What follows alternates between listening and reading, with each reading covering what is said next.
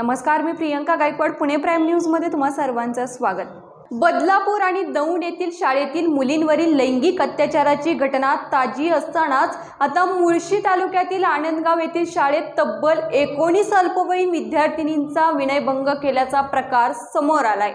शाळेतील शिक्षकांनीच या मुलींचा विनयभंग केल्याचं समोर आलं असून या घटनेने पुणे जिल्ह्यात एकच खळबळ उडाली आहे. या प्रकरणी संबंधित शिक्षकाच्या विरोधात शाळेच्या संस्थाचालकांनी पौड पोलिसात तक्रार दिली आहे. जालिंदर कांबळे असं या नराधम शिक्षकाचं नाव आहे. पोलिसांनी दिलेल्या माहितीनुसार जिल्हा विद्या विकास मंडळाची मुळशी तालुक्यात आनंदगाव या ठिकाणी शाळा आहे. या संस्थेच्या कार्यकारी समितीला माहिती मिळाली की संबंधित शाळेतील उपशिक्षक जालिंदर कांबळे हा विद्यार्थिनींना शारीरिक मारहाण आणि शिकवताना अश्लील भाषेत बोलतो, तसेच शारीरिक लगट करतो. त्यानुसार 5 सप्टेंबरला संस्थेच्या कार्यकारिणी समितीमधील सदस्य शाळेत चौकशीसाठी गेले. त्यावेळी त्यातील 19 विद्यार्थिनींनी सदस्यांना संबंधित शिक्षकाविषयी लेखी अर्ज दिले. त्यामध्ये विद्यार्थिनींनी नमूद केलं की शिक्षक जालिंदर कांबळे हा शिकवताना विनाकारण फळ्यावर मुका, किस, पप्पी असे शब्द लिहितात. तसेच शिकवताना मामाने मामीला मळ्यात मिठी मारली असं म्हणतात.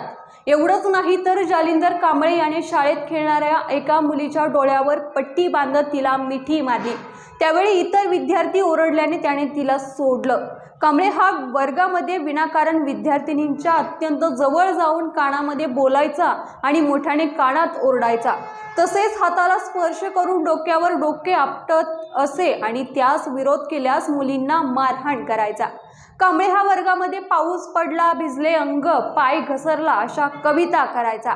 त्यामुळे शाळेतील विद्यार्थिनींना लज्जा उत्पन्न होईल असे वर्तन करायचा असं तक्रारीत नमूद केलं आहे. 2024 मध्ये जून महिन्यात शाळा सुरू झाल्यापासून जालिंदर कांबळे हा शाळेतील विद्यार्थिनींना शारीरिक मारहाण आणि शिकवताना अश्लील भाषेत बोलणे तसेच शारीरिक लगट करणे अशा प्रकारचे कृत्य करत होता. त्यामुळे शाळेतील विद्यार्थिनींनी मनात लज्जा उत्पन्न होते म्हणून संस्थेच्या कार्यकारिणी समितीकडे लेखी तक्रार केली.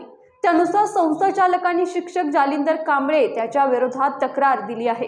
त्यामुळे विद्यार्थिनींना शाळेत जावं की नाही असाच प्रश्न आता या निमित्ताने उपस्थित झाला आहे. या बातमीसह इथेच थांबतोय, मात्र तुम्ही पाहत राहा पुणे प्राईम न्यूज.